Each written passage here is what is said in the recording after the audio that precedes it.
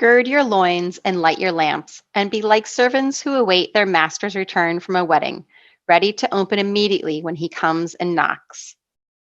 Hello, everyone, and welcome back to Pruning to Prosper. I'm your host, Gina Morton. When your doorbell rings, what's your first thought? Is it, ooh, who could it be? Or is it, oh crap, everybody down, pretend we're not home? So today I'm going to hopefully give you a few tips and tricks so that you can open your door with confidence and welcome your guests to your place.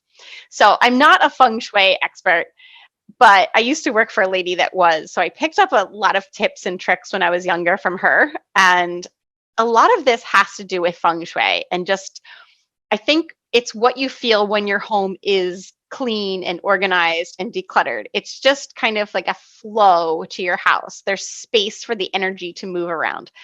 And a lot of times when people are overwhelmed, one of the places you can begin is from your approach to your house.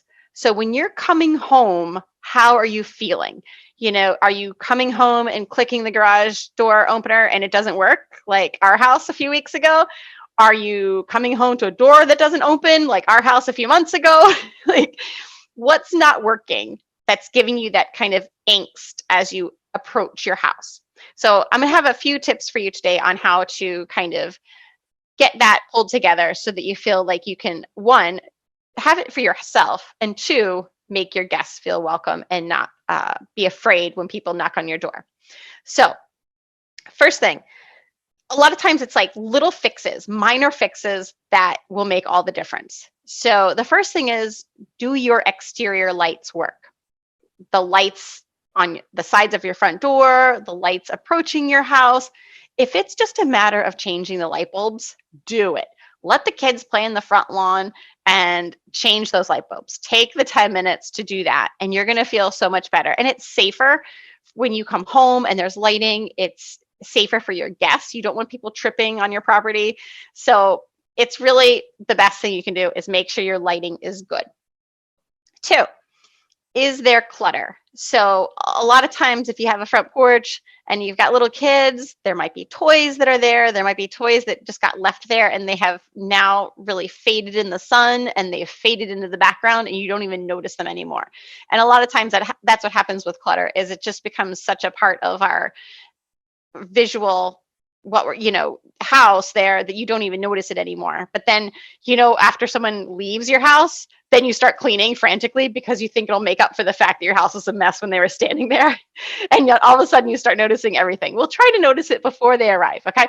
So look at your front porch. Is there clutter? Is there bags of donations that somebody dropped off at your house, which is a whole nother story about me accepting donations and all that. I will definitely make an episode of that. Are there toys that are past their prime that you could donate? Is there just trash that needs to go out? Is there, anything that shouldn't be there? How's your doormat looking? Okay. So all that is free. Just get rid of the clutter. Okay. Number three, how's your decor? I know personally, I had my Christmas garland around my front door until February, if not March. My neighbors will probably be able to tell you. I'm so sorry. I'm that lady. But life happens. I get it, right? So my garland was up way past its prime. When I was undoing the lights around the garland, the needles are just falling everywhere. But it happens, right? So look at your decor. Do you have flowers on your front porch that you've let die at this point in the summer? Do you still have mums from last October? Is your wreath on your front door from Christmas of last year? Just take a little look. And these are fixes that are 5 minutes, really.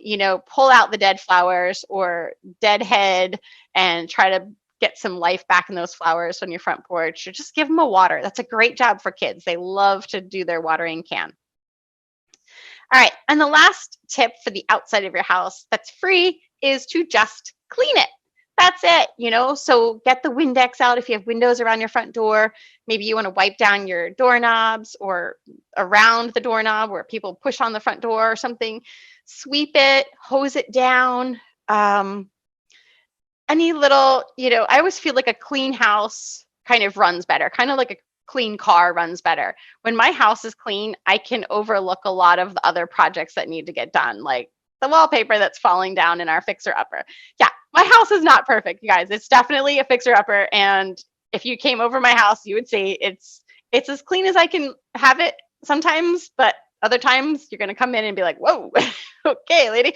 But I really think like if you can keep up with the cleaning on the outside, it really makes the approach and how you come home so much better. Now, if you come in your house via your garage or a mudroom or a different way, then apply these same rules to that area because you really should make your home should welcome you. All right, so now that was the outside. Now we're gonna open the front door. So I want you to stand, like if you live in an apartment, stand in the hallway. If you have a house, stand on your front porch, open that door. What do you see? Because a lot of times when people stop over my house, it's really just to swap kids out, to drop something off. So they're not actually coming into my house. So they don't need to see the entire house. They just are going to see a little glimpse of your house. So when you open your front door, what do you see? And even if your whole house is overwhelming right now, just look at what the guests would see or what you're seeing when you come home and just tidy that. Declutter one little section at a time, get it cleaned. And the front area of where you come in the door is a great place to implement routines with kids. So we don't have a mudroom or anything like that. So when my kids come home from school, they're immediately in our formal foyer. So I try, never perfect, but we try to have a rule of when they get home, we hang coats, we put shoes in the closet, we put backpacks in the closet, and they have to bring me their lunchbox into the kitchen. And that at least keeps it a little bit under control. We usually have shoes by the front door because we have to take the dog out or something, but it kind of looks okay and it's contained, and I wouldn't be mortified if somebody stopped over. So also, when I declutter people's homes, I always say to them, don't clean before I get there. And this is one of the big reasons is because when I walk into their homes, I want to naturally see where they're dropping their keys, where they're kicking off their shoes. So it's a lot easier sometimes just to make the areas prettier where you're naturally kicking your shoes off and whatever, than it is to change the habits of a whole family. So if people are kicking off their shoes, maybe you put a cute basket there and you say to the kids, at least when you kick them off, kick them into this basket. You know, maybe put some hooks there that make hanging coats very easy. So just look at your family's habits and see where naturally can we kind of get things a little bit more organized. All right. So these are just some quick tips on getting your house in order, but God sees behind our closed doors. He sees beyond your dead moms on the front porch and deep into your heart. And do you welcome him into your home? Did you welcome him into your home today, or into your marriage today, or into your parenting today? If you listen to my Saturday episodes, you know I'm a big fan of mixing something you don't feel like doing, like decluttering, with a prayer. And it just, I would offer up a task as a prayer. And it really just makes all these little things that you're already doing every single day a prayer. Because I know how it is to be a busy mom. I know we don't have an hour to be meditating or doing the rosary every day. Like, I think there's definitely been times in my life where I've had those habits, but for the most part, I don't. And for the most part, my prayer is just as I'm going, as I'm standing at the kitchen sink doing dishes. As something comes up in my head, I'll pray. You know, like when my kids would ride the bus, I would always say, protect their eyes, protect their ears, protect the words that come out of their mouth every day when I would see them. So it's not anything extra. It's just bringing God into my daily life. And the more you can offer up things as a prayer, the more he's your daily companion. So when your day does come, when he knocks on the door and says, it's time to go home, you can welcome him in with open arms. Have a great day. I will see you on Saturday for my 5-minute declutter with me. And that's it. Have a great day. Bye.